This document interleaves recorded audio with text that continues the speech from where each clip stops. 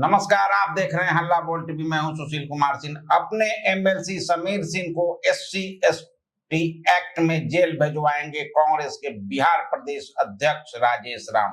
क्या है पूरा मामला, आइए जानते हैं हल्ला बोल टीवी के editor in chief Deepak Sharma से। देखिए, राजेश राम बहुत आहत हैं। राजेश राम बिहार कांग्रेस कमेटी के अध्यक्ष हैं, विधायक रहे हैं और वे इस बात से बहुत आहत हैं कि एमएलसी समीर सिंह, जो कांग्रेस के ही एमएलसी हैं, उन्होंने अपने प्रदेश अध्यक्ष को राजेश राम को ऐसे अनपार्लियामेंट्री शब्दों से संबोधित किया जो SC/ST एक्ट के दायरे में आता है।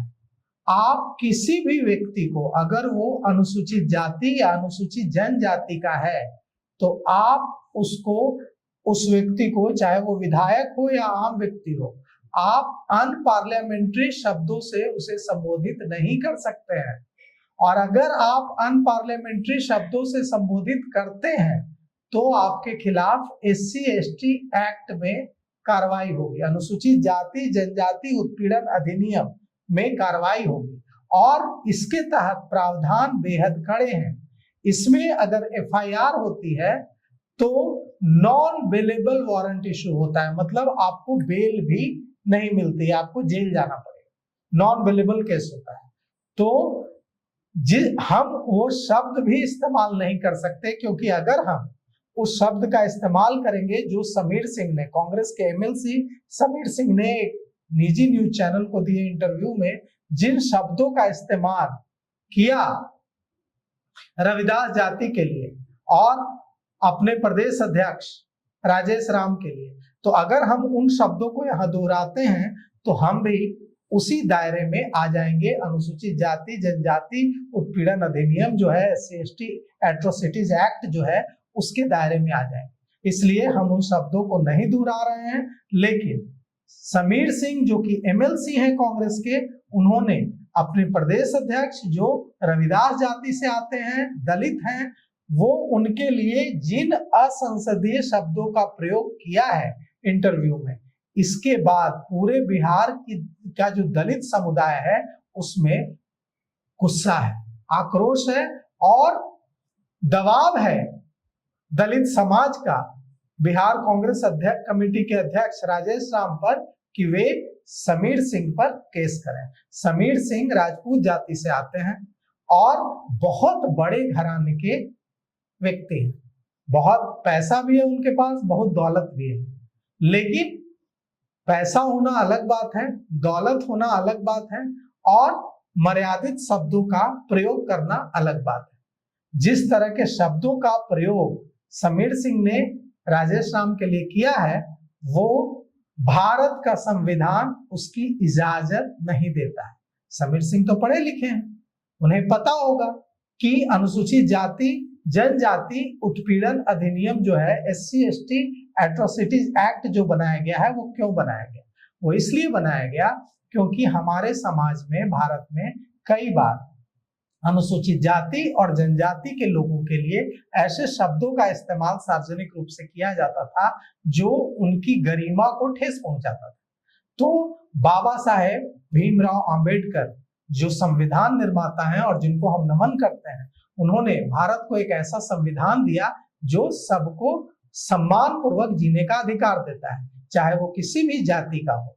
लेकिन समीर सिंह ने सीधे सीधे जिन शब्दों का इस्तेमाल किया है वो संविधान, भारतीय दंड विधान, IPC तो अब रहा नहीं, BNS, भारतीय न्याय संहिता, BNS के मुताबिक, IPC पुराने IPC CRPC और अब BNS के मुताबिक वो सजा के दायरे में आता है, मतलब वो अपराध है, गुनाह है। और समीर सिंह ने जिन शब्दों का इस्तेमाल किया है, वो समीर सिंह ने कहा कि वो घमंडी हैं, उन्हें पूरा हक है। अगर उनको लगता है कि प्रदेश अध्यक्ष उनकी पार्टी के घमंडी हैं तो वो कह सकते हैं। उन्होंने कहा कि वो इतने अहंकारी हैं कि वो फोन नहीं उठाते नेताओं का, बड़े नेताओं का भी फोन नहीं उठाते, पूर्व अध्यक्ष का भी फोन नहीं उठाते, उन्हें पूरा अधिकार है यह कहने का।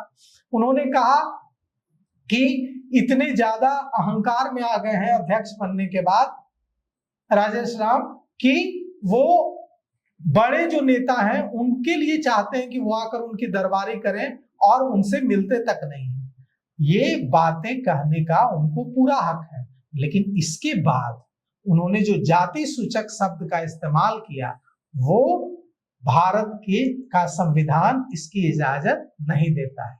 और अब राजेश राम पर यह दबाव है कि वो समीर सिंह जो उनकी पार्टी के ही एमएलसी हैं उन पर एफआईआर कराएं। अनुसूचित जाति जनजाति जो उत्पीड़न रोकथाम अधिनियम है, अनुसूचित जाति जनजाति उत्पीड़न रोकथाम अधिनियम, SC/ST एक्ट जिसको कहते हैं, एट्रोसिटीज एक्ट जिसको कहते हैं, उसके तहत एफआईआर दर्ज कराने का दबाव है। इस बारे में जानकारी के लिए हमने बिहार कांग्रेस कमेटी के अध्यक्ष राजेश राम से बात की। हल्ला बोल टीवी से खास बातचीत में राजेश राम ने कहा कि पीड़ा तो उन्हें हुई है और उन्होंने कहा कि मैंने वो इंटरव्यू नहीं देखा है, लेकिन मुझे दलित समुदाय से, दलित समाज से कई लोगों के फोन आ रहे हैं, कई लोगों के कॉल्स आ रहे हैं जो कह रहे हैं कि उन्हें बहुत पीड़ा हुई है इससे। और समाज के लोग वो कह रहे हैं कि मैं नहीं ले जाना चाहता, लेकिन दलित समाज के लोग बहुत ज्यादा आहत हैं और बिहार से लेकर उत्तर प्रदेश तक के दलित समुदाय के लोग, रविदास जाति के लोग आहत हैं और वे कह रहे हैं कि वे इस मामले को अनुसूचित जाति जनजाति आयोग तक में ले जाएंगे। इस मामले को ले ये जो ऐसे अनपार्लियामेंट्री असंसदीय शब्दों का इस्तेमाल किया गया है इसे लेकर एफआईआर कराएंगे। और जितनी जानकारी मुझे है, आईपीसी मैंने पढ़ रखा है, पूरी आईपीसी। जब मैं हिंदुस्तान टाइम्स ग्रुप में क्राइम रिपोर्टर हुआ करता था तो मैंने एक थानेदार से पूरी आईपीसी मांगी और पूरी रात में पढ़ता था उसको कि ताकि मुझे पता होना चाहिए कि कौन सी धारा क्या कहती है। तो मैं आपको बताता हूं, मैंने जितना पढ़ा है उसके मुताबिक जिन शब्दों का इस्तेमाल किया है समीर सिंह ने एमएलसी होते हुए, उन शब्दों का प्रयोग की इजाजत, उन शब्दों के प्रयोग की इजाजत भारत का संविधान, आईपीसी, सीआरपीसी, बीएनएस नहीं देता है। तो क्या अब जेल जाएंगे समीर सिंह? क्या अब जन दबाव के आगे झुकेंगे? और कह रहे हैं, मैंने पूछा कांग्रेस अध्यक्ष राजेश राम से, मैंने उनको फोन लगाया और मैंने उनसे पूछा कि हमें फोन कॉल्स आ रहे हैं कि आपके लिए इस तरह के शब्दों का इस्तेमाल किया है आपके ही एमएलसी ने।